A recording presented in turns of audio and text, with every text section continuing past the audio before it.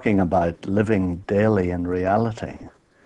And we've been saying that reality was explained to us by a unique human being who lived in Palestine in the first century of our era. Although certain Western religions have tried to turn him into a figurehead for their particular beliefs, he himself was a well-known public figure to ordinary people and political leaders of the first century. 4 different eyewitness accounts of his life were written and circulating throughout the Mediterranean world just 20 years after his execution by the Romans. The writers themselves were written about and quoted by dozens of contemporaries, while the opposition of the authorities is part of the general literature and government records of the period. Eventually, his explanation of reality was accepted by the emperors of Rome and became the accepted explanation of reality for the known world.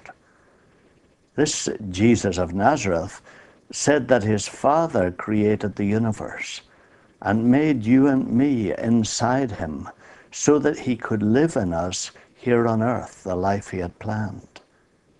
These eyewitness accounts were collected as the first 4 books in the New Testament part of the collection known in Greek as ta Biblia, the Bible. The authors themselves are quoted at the end of the first century by men like Clement and Ignatius, Polycarp, Papias, while thousands who had seen the man himself and read the original accounts were still alive. The Roman historians Pliny and Tacitus in the 2nd century communicated with their emperor about this man Christ and what they should do to stop the spread of his teaching. But all the time, the personal chain of witnesses increased the confirmation of the historical facts.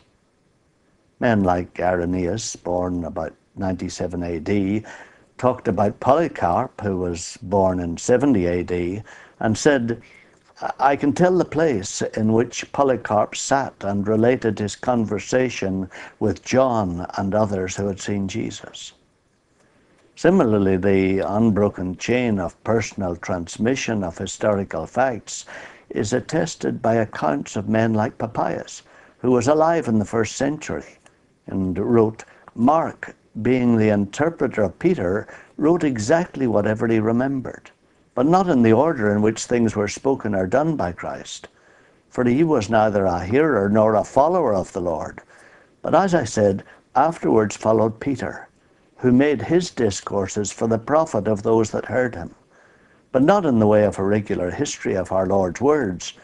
Mark, however, committed no mistake in writing some things as they occurred to his memory. For this one thing he made his care, to omit nothing which he had heard, and to say nothing false in what he related."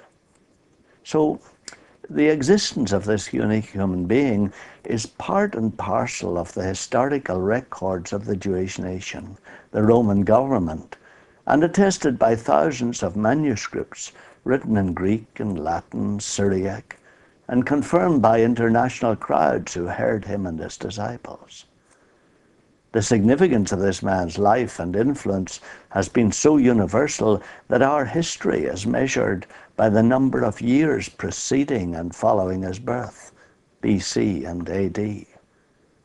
The Old Testament prophets, which he respected and trusted, and the New Testament writers who respected and trusted him, have been the basis for the world's laws and ethics for centuries. And this man has said that he existed before the creation of the universe, and that you and I were made inside him and are part of him. But how could this be if he is simply an ordinary human being like us?